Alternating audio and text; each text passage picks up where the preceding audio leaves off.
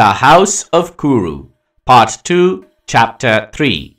Guru Drona, the Weapons Master. As days turned to weeks and weeks to months, Kunti was unable to bear the death of her lord. Every second morning she would rise to see if his luminous face was lying next to her and feel the pang of loss in the bottom of her stomach. The children of Pandu noticed this but said nothing of it and continued training. She was destitute, all alone in a forest with 5 children to raise. She kept cursing fate and the infamous hunting accident which caused the curse to be born. She kept thinking of ways in which she could have prevented his death. If only she had gone foraging after Madri's bath, or if she stopped Pandu from going hunting that day, and soon came up with over 100 different scenarios in which she could have saved her lord and husband. But alas, as cruel as fate was, this was the scenario which she was in, and she just lost her lord and husband. One day, as always, Kunti was deep in thought, mulling over how she could have had a different fate. One of the sages, Sayati, the father of the famed warrior sage Suka in the Shatashrunga forest, approached her and said, "Dear madam, I cannot comprehend the weight of your loss. However, you have the duty and the responsibility of 5 children. You cannot give way to grief and wallow in self-pity," he said. "These children are of royal blood.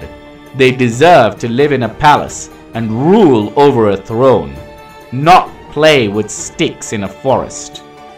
Kunti stared long and hard at the sage until she realized how right he was. "Take the sons of Pandu to the kingdom of Hastinapura. Dhritarashtra will not be welcoming, and neither will his children, but you will find allegiance in Vidura and Bhishma," said the sage, and Kunti nodded. She commanded her sons to appear before her, and she told the plans to them. "Dear children," she said, "it is no longer just for us to live in the forest as hermits. We are scions of royalty.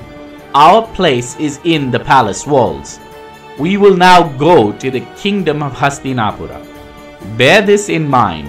The children of Dhritarashtra might dislike you, but ensure that you are always kind and polite to them, for they are your siblings after all," instructed Kunti. And all the 5 children nodded. The sage Sayati, along with Suka and a few other sages, marched to the kingdom of Hastinapura. The death of Pandu spread far and wide. Shakuni was overjoyed. Bhishma was horrified. Vidura was devastated. Dhritarashtra was both sad and happy at the same time. Sad to have lost a brother, but happy that there will be no one who would dare challenge the lion throne of Hastinapura. News reached the all-knowing Bhishma that the children of Pandu, the Pandavas, were arriving. Bhishma and Vidura, along with Dhritarashtra and Gandhari and a reluctant Shakuni, went to the gates of the city to welcome them home. Gandhari hugged Kunti and embraced each of the Pandavas. "Come, my children, you are now my family, our family," said Gandhari, as she hugged each of the sons of Pandu. Dhritarashtra also embraced the children of Pandu. As was the custom after the king's guard Bhishma then approached the children of Pandu and gave each of them tight embraces. Finally, Vidura introduced himself and hugged the children. Shakuni merely nodded, hesitant to acknowledge the children straight away, but nodded in acquiescence. The children of Pandu were then introduced to the 101 children of Dhritarashtra. The children were then acquainted with the palace and all the extravagance of royal birth. It was new to them and they were very excited. It was indeed very different from life in the forest. Kunti was wrong about the children of Dhritarashtra. They did not dislike the children of Pandu. They outright hated them. especially the firstborn Suyodhana and the second-born Sushasana. They both truly despised the 5 children of Pandu and took every opportunity to ill-treat them. Yudhishthira, who was the eldest and therefore the most mature, thought little of it. Bhima, on the other hand, would chastise them at every opportunity. Arjuna would at times side with Bhima and at times side with Yudhishthira. The twins would always side with Yudhishthira.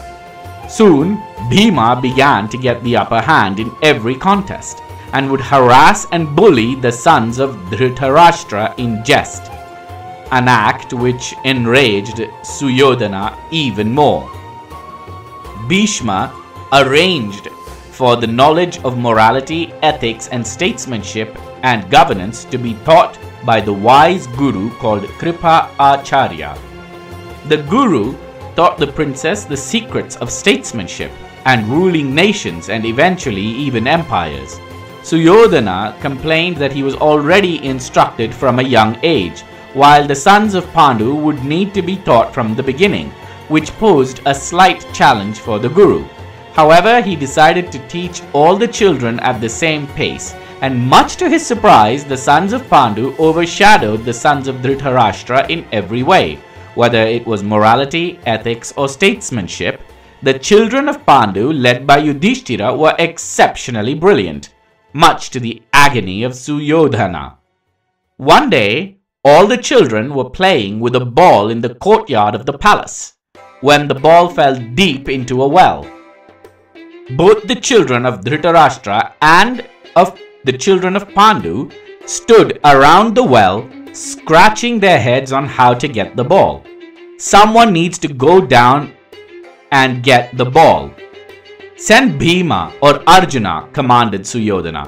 Why me, O my brother? Go yourself, or send one of your hundreds of brothers, snarled Bhima immediately. Calm yourself, Bhima. We need to solve the problem first, not throw people into wells, chastised Yudhishthira patiently. The boys began to argue amongst themselves when an arrow shot past them, making a loud whirring sound. Before anyone could surmise what had happened, another arrow shot right into the well, nearly missing Arjuna's left ear, but loud enough for him to turn around in the direction of the arrow. Soon a series of arrows were flying into the well, and to the delight of all the children, the ball miraculously shot up from the well with a chain of arrows, one behind the other, right behind the ball, without puncturing it. It landed on the feet of a tall, dark-skinned, bearded man with deep, sunken eyes, who was holding the chain of arrows in one hand and the ball on the other. Being the eldest, Yudhishthira asked, "Who are you, O wise stranger, and how did you perform this feat with your arrows?"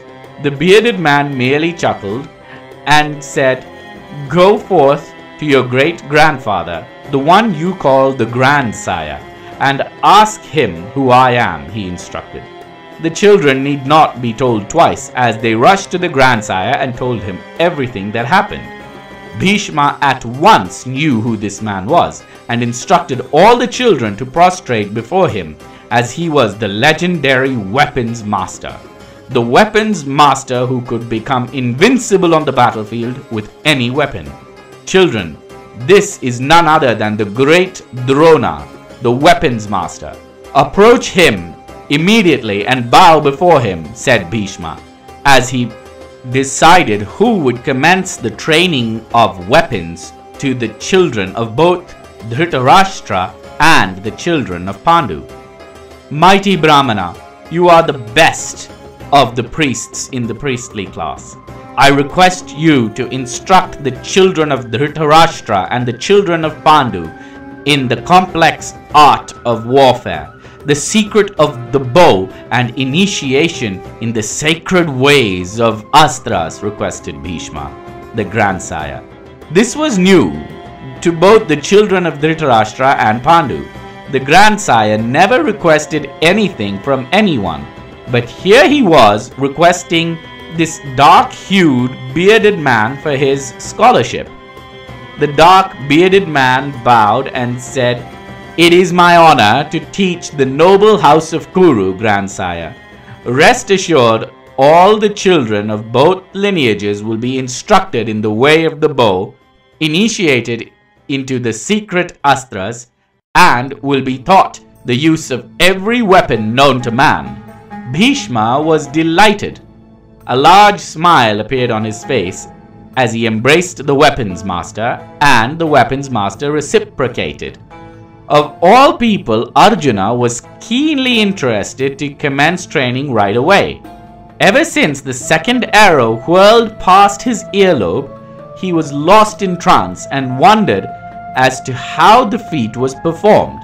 The weapons master, Guru Drona, instructed that all the children should get a good night's rest and that the training would commence the very next morning before sunrise.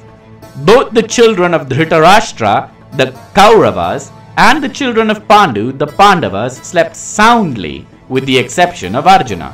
He had a mixture of excitement and nervousness brewing through his veins. He desperately wanted to prove to everyone that he was the best archer, but also learn the astras. All the children woke very early the next morning. The children of Dhritarashtra were busy congratulating Suyodhana on his looks and charm in showing his mettle to the children of Pandu. The children of Pandu, the Pandavas, were very excited and were murmuring about astras. And soon even the Kauravas joined in. A heated debate took place on how astras work. Astras were secret magical weapons forged by the gods and can be released by the will of the gods alone. Only rumors were heard about them, as the knowledge of these weapons were a heavily guarded royal secret. "I know all about the astra. Why, I even launched one quite recently," bragged Suyodhana. "Yes, Suyodhana, we all heard it. It flew from in between your legs, loud and clear, with a potent smell too. What was it? The Suyodhanastra?" sneered Bhima, when an entire horde of children roared with laughter, including some of the children of Dhritarashtra. Even Yudhishthira could not help let out a chuckle as Suyodhana scowled. "What is all this commotion, children?" A loud, deep voice interrupted their laughter. Guru Drona had arrived. He looked vastly different from when they first met him. When they met him initially, he had matted dreadlocks on his head for hair, and the look of an ascetic who had just finished his penances. But now he looked like a proper teacher. His hair was clearly washed and tied into a thick, large bun. He had 3 white lines going horizontally on his forehead, with a red dot in the center of his forehead. He had a much more pleasant look compared to yesterday when the children met him for the first time. He was a tall, slender person with a round face and a combed beard. He also brought along a young boy, not much older than Arjuna, who was equally tall and slender with a dark hue just like his father. "Children, if the commotion is over, I would like to introduce you to my one and only son, Ashwathama," he said, directing his arm towards the young boy while pointing the index finger to him. "Before we begin, there are some rules with every education. A fee must be paid to the teacher, and the fee I ask would be nigh impossible a task, one filled with immense danger, and why, I would not be surprised to say that death may be a potential outcome," warned Guru Drona. "Tell me now, children, who amongst you gives me your word, your undying word, that you will do whatever I command, whatever I ask?" asked Guru Drona. When a pressing silence filled the air, even Yudhishthira and Bhima thought about it. What could this old man possibly ask that is so dangerous? Should they volunteer? Before anyone knew anything, Arjuna flung his hand high and said, "You have my word, Guru Drona, my undying word that I will accomplish any task you set before me, Any fee you ask of me, I will either accomplish it or die trying. This is my promise, said Arjuna, with his arm stretched out in front of him and his palm facing down. A deep, wide smile filled Drona's face. The young boy next to him also smiled. Drona embraced the young Arjuna and commenced the first day's training. What daring! My great-grandfather swore his life for the knowledge of the bow? Asked Janamejaya. Yes, O Prince, the great archer staked everything in order to learn the science of arms. Listen as I tell you the might of his dexterity, said Janamejaya.